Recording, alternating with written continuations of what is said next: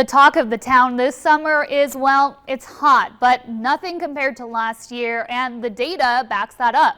Check this out. Last year we had 31 days where the National Weather Service issued an extreme heat warning, and this year we've only had 14.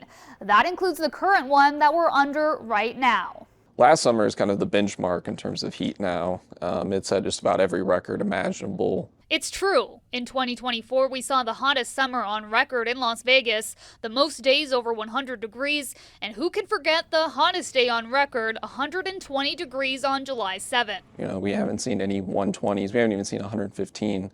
But it's been pretty consistently warm. But in fact, we are still on track to see the 9th warmest summer on record. You look at how last year was, and this year seems like a cakewalk compared to it. But like I said, it's still been actually well above normal. But still, it's not manageable for many. You know, the overwhelming population, they have access to air conditioning and, cooling and whatnot. But there are people that don't have access to those. Although plenty of locals can seek relief indoors, not everyone in our valley can do that. How do you handle being unhoused when it's super hot out?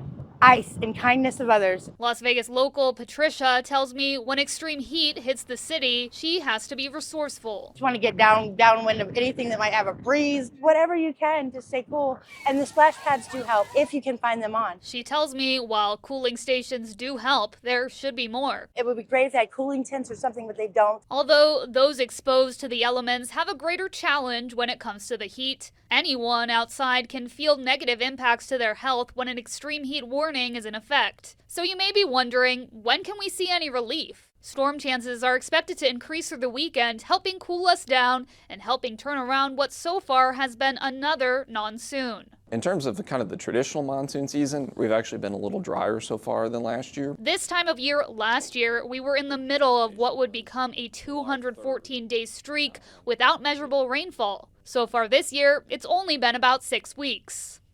Although for the rest of this week, we're not expecting any record-breaking heat because we are tracking some monsoonal flow into our region in the coming days. It will get more humid outside, meaning locals might notice it feels even more hot than usual outside. Of course, your extreme heat team will continue to monitor all of this for locals. Reporting in studio, I'm Geneva Zoltek.